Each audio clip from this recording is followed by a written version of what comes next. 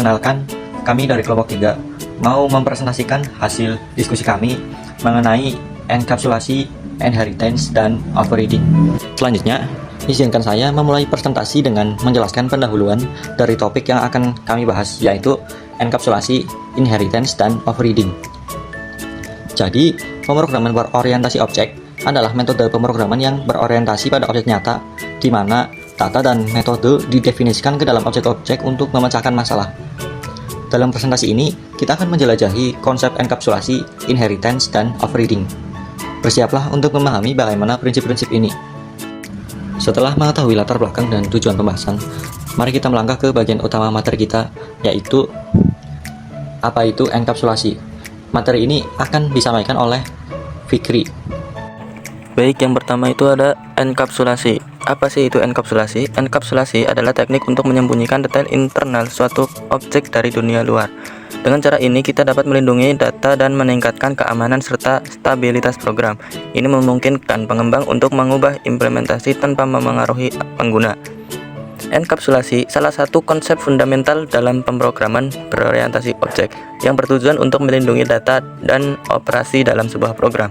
Intinya yaitu membatasi akses langsung ke komponen-komponen internal suatu kelas. Yang selanjutnya yaitu tujuan enkapsulasi. Yang pertama ada melindungi data. Yang dimaksud melindungi data yaitu membungkus variabel dan metode dalam satu kelas. Yang kedua itu keamanan dan kontrol, yaitu meningkatkan keamanan sistem dengan membatasi akses data. Yang ketiga ada mekanisme utama, seperti information hiding yang menyembunyikan detail internal kelas. Yang keempat ada manfaat praktis untuk mempermudah maintenance program. Yang kelima itu ada tingkatan access, yaitu publik dapat diakses di mana saja, private hanya dapat diakses dalam kelas yang sama. Untuk selanjutnya yaitu manfaat enkapsulasi. Di sini ada 4 poin. Yang pertama yaitu meningkatkan keamanan data. Dengan adanya peningkatan keamanan data, ini dapat membantu menjaga data kita agar tetap aman. Jadi tidak sembarang orang atau program bisa mengakses atau mengubahnya. Yang kedua yaitu memudahkan perubahan implementasi internal tanpa memengaruhi kode eksternal. Misalnya, jika kita ingin mengubah cara kerja suatu fungsi di dalam program, enkapsulasi membuat kita tidak perlu khawatir akan merusak kode lain yang sudah kita buat. Jadi lebih fleksibel. Yang selanjutnya yaitu membuat kode lebih modular dan terorganisir. Dengan adanya enkapsulasi, kita bisa memecah program jadi bagian-bagian kecil yang gampang diatur. Jika programnya rapi, kita juga lebih mudah untuk membaca dan paham alurnya. Yang terakhir, yang keempat yaitu memungkinkan validasi data sebelum diubah. Jika ada input dari user, kita bisa memastikan dulu inputnya sesuai standar sebelum datanya diolah lebih lanjut. Jadi tidak akan ada data aneh yang membuat program menjadi error. Enkapsulasi memiliki beberapa kelebihan sebagai berikut. 1. Pelindungan data, yaitu mencegah akses dan perubahan data yang tidak sah. Kedua, modularitas, mengorganisasikan data dan fungsi terkait dalam satu objek. Ketiga, pemeliharaan mudah, yaitu perubahan internal tidak mempengaruhi bagian luar objek. Keempat, keamanan, mengontrol akses data dengan metode tertentu yaitu gather and seeder. Kelima, abstraksi, menyembunyikan detail implementasi yang tidak relevan. Keenam, mengurangi konflik, mencegah interaksi langsung dengan atribut yang dapat menimbulkan kesalahan. Kekurangan enkapsulasi. Yang pertama adalah kompleksitas, yaitu membutuhkan kode tambahan seperti gather atau seeder. Yang kedua, kinerja. Kinerja sedikit lebih lambat dibandingkan dengan akses langsung. Yang ketiga, overhead pengembangan, yaitu membutuhkan waktu lebih banyak untuk implementasi. Yang keempat, kurang fleksibel, yaitu membatasi akses dapat mempersulit debugging. Yang kelima adalah over engineering, yaitu kadang terlalu berlebihan untuk sistem yang sederhana. Jadi, enkapsulasi penting untuk keamanan, tetapi penggunaannya harus sesuai dengan kebutuhan. Next, contoh enkapsulasi. Misalkan kita memiliki kelas mobil. Dengan enkapsulasi, kita dapat menyembunyikan data seperti kecepatan dan bahan bakar. Hanya metode tertentu yang dapat mengakses dan memodifikasi data ini, menjaga keamanan dan integrasi informasi. Dengan enkapsulasi, kita akan memastikan bahwa atribut-atribut dalam kelas mobil, seperti kecepatan dan bahan bakar, tidak bisa diakses secara langsung dari luar. Sebagai gantinya, akan ada sebuah metode untuk mengakses dan memodifikasi nilai-nilai tersebut secara terkontrol. Pengertian inheritance. Inheritance atau pewarisan adalah konsep dasar dalam pemrograman berorientasi objek yang memungkinkan sebuah kelas, disebut subkelas atau kelas turunan, untuk mewarisi properti dan metode dari kelas lain, disebut superkelas atau kelas induk. Konsep ini mendukung penggunaan kembali kode reusability dan menciptakan hubungan hierarkis antar kelas. Dengan inheritance, kelas turunan dapat memperoleh semua atribut dan perilaku atau metode dari kelas induk, sehingga tidak perlu menulis ulang kode yang sama. Kelas turunan juga bisa menambahkan atau memodifikasi perilaku tertentu untuk memenuhi kebutuhannya sendiri. Ini memungkinkan pemrogram untuk mengorganisasi kode secara lebih terstruktur dan lebih mudah dipelihara. Keuntungan inheritance. Dengan menggunakan inheritance, kita dapat membangun hierarki kelas yang jelas dan terstruktur. Ini memudahkan pengembang untuk memahami hubungan antar kelas dan mempercepat pengembangan perangkat lunak. Selain itu, Rust juga menjadi lebih efisien. Ada beberapa kelebihan jika menggunakan inheritance saat melakukan pemrograman. Di antaranya adalah yang pertama itu subclass yang menyediakan state atau behavior lebih spesifik akan membedakannya dengan superclass. Tentunya hal ini akan memungkinkan para programmer untuk menggunakannya kembali. Yang kedua itu para programmer yang menggunakan Java dapat mendefinisikan superclass khusus yang sifatnya generik, misalnya abstract class. Gunanya untuk mendefinisikan kelas dengan behavior dan state secara umum. Kekurangan inheritance. Inheritance atau pewarisan dalam pemrograman berorientasi objek memiliki beberapa kekurangan, di antaranya yang pertama, ketergantungan yang kuat. Yang kedua, perubahan pada superclass dapat berdampak besar pada subclass yang mewarisinya. Yang ketiga, sulit dipelihara. Yang keempat, kode yang dihasilkan dapat sulit dipelihara dan memerlukan pengujian tambahan. Yang kelima, membatasi fleksibilitas. Yang keenam, subclass biasanya terikat pada implementasi superclass, sehingga menyulitkan untuk menyesuaikan atau memperluas fungsionalitas. Yang ketujuh, kompleksitas kode. Dan yang kedelapan, atau yang terakhir, penggunaan inheritance yang berlebihan dapat meningkatkan kompleksitas dan mengurangi keterbatasan kode. Baik, di sini saya akan membacakan manfaat inheritance. Inheritance atau pewarisan adalah konsep dalam pemrograman berorientasi objek atau OOP yang memiliki beberapa manfaat, diantaranya yaitu 1. Mengurangi duplikasi kode, 2. Meningkatkan efisiensi pengembangan, 3. Meningkatkan keterbacaan dan pemeliharaan kode, 4. Memfasilitasi pengembangan yang lebih skalabel, 5. Memfasilitasi praktik pengodean yang lebih terstruktur. Contoh inheritance. Kita bisa memiliki kelas hewan sebagai superkelas dan kelas kucing dan anjing sebagai subkelas.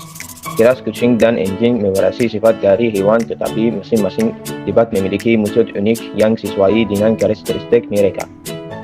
Oke teman-teman, jadi untuk selanjutnya itu ada overriding ya. Apa sih overriding itu? Jadi overriding itu adalah teknik di mana sebuah subclass dapat mengganti implementasi metode yang diwarisi dari superclass. Ini memungkinkan kita untuk memberikan perilaku yang lebih spesifik dari subclass, meningkatkan fleksibilitas dan kekuatan kode. Yang selanjutnya adalah keuntungan overriding. Dengan overriding, kita dapat menyesuaikan perilaku objek untuk memenuhi kebutuhan spesifik. Ini juga memungkinkan kita untuk mengimplementasikan polymorphisme, di mana objek dapat berperilaku berbeda meskipun berbagi antar muka yang sama. Overriding sendiri memberikan keuntungan kepada kita karena kita bisa menduplikasikan kelas lain sehingga kode program lebih singkat. Dan kita juga bisa membedakan fungsi-fungsi tertentu pada kelas turunan yang sudah didefinisikan pada kelas induk. Selain itu, overriding juga memiliki kemampuan untuk meningkatkan fleksibilitas dan modularitas dalam kode. Dengan demikian, overriding method menjadi salah satu fitur kunci dalam Java yang memperkaya kemampuan pengembangan aplikasi, memastikan fleksibilitas dan konsistensi dalam struktur program yang dibangun. Hal ini sangat berguna dalam pengembangan aplikasi berbasis OOP atau Object Oriented Programming, di mana setiap kelas dapat memiliki tanggung jawab spesifik dan saling terhubung secara modular. Adapun kekurangan dari overriding sendiri, yakni dapat menyebabkan pengurangan performa. Maksudnya, jika terlalu banyak metode yang di override, maka hal ini dapat menyebabkan kinerja dari program menjadi lebih lambat. Alasannya karena harus memeriksa subclass terlebih dahulu sebelum memanggil metode dan juga superclass. Selanjutnya juga, overriding dapat menyebabkan ketidakcocokan antara superclass dan subclass. Hal ini terjadi karena subclass melakukan overriding pada metode superclass dan membuat perubahan pada perilaku yang mendasar, sehingga tidak dapat sesuai dengan harapan yang diinginkan dari subclass tersebut. Halo teman-teman, kali ini kita akan belajar tentang contoh overriding. Jadi apa aja sih contohnya? Nah, salah satu contohnya yaitu seperti di sekitar kita, yaitu hewan. Jika kita memiliki metode suara di kelas hewan, subclass kucing bisa mengoverride metode ini untuk mengeluarkan suara meow, dan juga subclass anjing untuk suara gug. Ini menunjukkan bagaimana overriding memberikan kekayaan pada perilaku objek. Nah, contoh lainnya bisa kita lihat pada kendaraan. Jika kita memiliki metode gerak di kelas kendaraan, subclass sepeda bisa nge-override metode ini untuk menunjukkan gerakan dengan mengayuh pedal. Sementara subclass mobil Mengoverride metode ini untuk menunjukkan gerakan dengan menekan pedal gas. Ini menunjukkan bagaimana overriding memungkinkan perilaku yang berbeda, tergantung pada jenis objek. Nah, sekarang kita jadi tahu nih contoh dari overriding. Semoga ini menambah pengetahuan kalian ya teman-teman. Setelah kita mempelajari 3 konsep tersebut, kita harus tahu bahwa mereka saling melengkapi dalam pemrograman berbasis objek. Misalnya, enkapsulasi yaitu bertugas melindungi data, terus inheritance juga bertugas mengorganisir kode data, dan overriding bertugas untuk menambah fleksibilitas. Jadi mereka bersama-sama untuk membangun sistem yang lebih kuat. Di sini saya akan menjelaskan tentang coding tentang enkapsulasi, inheritance, dan overriding. Ini enkapsulasi, inheritance, dan overridingnya itu jadi satu file ya, karena kalau jadi 3 file itu lebih lebih rumit. Kalau satu file kan jadi praktis. Yang pertama yaitu enkapsulasi. Enkapsulasi adalah teknik untuk menyembunyikan detail internal suatu objek dari luar. Nah, dengan cara ini kita dapat melindungi data dan meningkatkan keamanan serta stabilitas program. Lalu bawahnya itu ada class person ini ya, class person. Class person ini ibarat cetakan utama untuk data orang. Nah, kita masuk ke tiap bagiannya. Ini ya. Apa sih itu kelas? Apa itu kelas? Kelas itu template untuk membuat objek. Jadi kalau kita mau bikin objek, misalnya objeknya orang, ya harus ada definisi umum kayak nama, umur, atribut, dan yang lainnya. Di sini atributnya yaitu name, ya, name. Properti name itu bersifat private. Artinya, properti ini gak bisa langsung diakses dari luar kelas, harus pakai metode getter dan setter. Kenapa harus pakai metode getter dan setter? Yang pertama itu supaya lebih aman. Jadi, data itu nggak sembarangan bisa diubah. Terus yang kedua itu mempermudah pengontrolan. Misalnya kita mau validasi dulu sebelum disimpan seperti itu. Oke. Terus yang kedua itu ada getter dan setter yang tadi ya. Getter dan setter. Mana ya? Ini. Set dan get. Oh ini ding, set name dan get name. Set name dan get name. Oke, set name. Fungsi ini digunakan untuk memberikan nilai ke variable name. Lalu bawahnya itu thisName.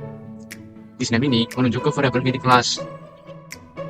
Oke, thisName ini itu menunjuk ke variable milik kelas, sementara name adalah parameter dari fungsi. Ini penting supaya tidak ada kebingungan di antara keduanya. Lalu get name. Get name ini dipakai untuk mengambil nilai dari variable name. Kalau kita panggil get name, maka kita dapat nama dari orang tersebut. Lalu yang kedua itu class student. Ini udah masuk inheritance ya. Class student.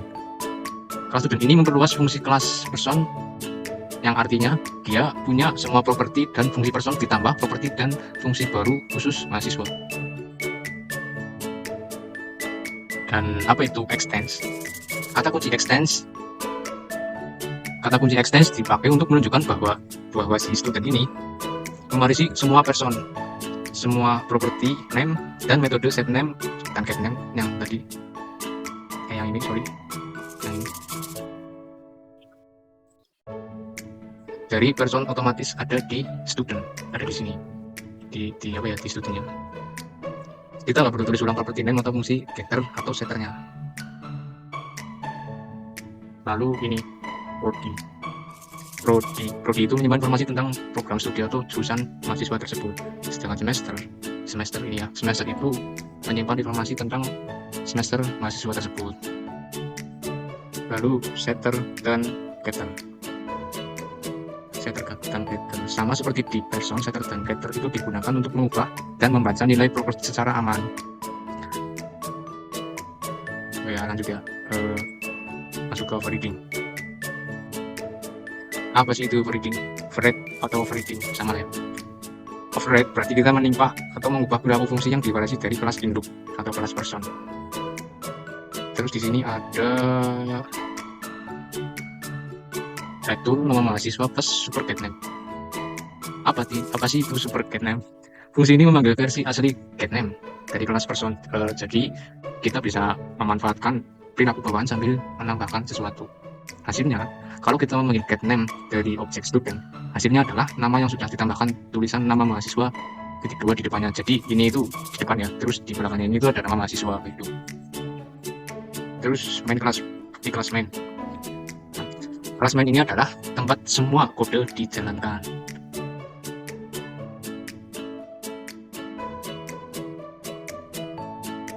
Main method adalah titik awal eksekusi program Java. Segala yang ada di sini akan dijalankan pertama kali. Mana ini? Mana ini? Ya, yang ini ya. Lalu kita membuat objek baru dari kelas student. Nah, ini kan ada 3 ya, nama, prodi, sama semester. Terus kita mengisi data objek. Kita memanggil metode setter untuk menambahkan nilai. Misal namanya siapa ya? Ipul. Nah, namanya Ipul. Prodinya informatika semester. Ya, prodinya informatika semester 3 ya ini. Oke, lalu yang terakhir itu menampilkan data atau menampilkan hasil. Output. Karena getName sudah di override ya tadi ya, hasilnya adalah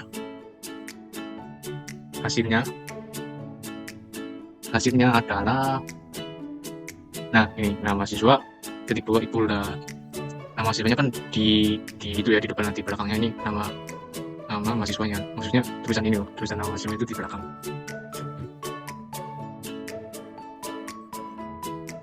Terus tadi ada get prodi ya, ini prodinya informatika, terus ada get semesternya 3, dan ada penjelasan tambahan yaitu OOP. Kenapa harus pakai OOP? Karena udah dibagi-bagi jadi komponen kecil, dan kelas person bisa dibagi lagi untuk proyek lain tanpa perlu modifikasi yang besar, dan data itu terlindungi berkat properti private dan akses via setter atau getter. Jadi kesimpulannya adalah kode ini adalah contoh sederhana dari OOP di Java yang mencakup extend, private, setter atau getter, dan override. Nah, dengan ini data jadi lebih aman, kode lebih rapi, dan mudah untuk dikembangkan. Sebelum kita akhiri sesi ini, mari kita simpulkan beberapa poin utama yang telah disampaikan. Materi tadi telah menjelaskan bahwa dalam menjelajah dunia pemrograman berorientasi objek, kita telah melihat bagaimana enkapsulasi, inheritance, dan overriding berkontribusi pada pengembangan perangkat lunak yang lebih baik. Dengan memahami dan menerapkan konsep-konsep ini, kita dapat membuat kode yang lebih efisien dan terstruktur. Demikianlah poin-poin utama yang dapat kita simpulkan dari diskusi hari ini. Untuk mengakhiri presentasi ini, kami mengucapkan terima kasih atas perhatian dan partisipasi Anda. Sebelum menutup, saya selaku moderator ingin meminta maaf bila ada salah kata maupun ucapan. Saya Mutasbilah, pamit undur diri. Wassalamualaikum warahmatullahi wabarakatuh.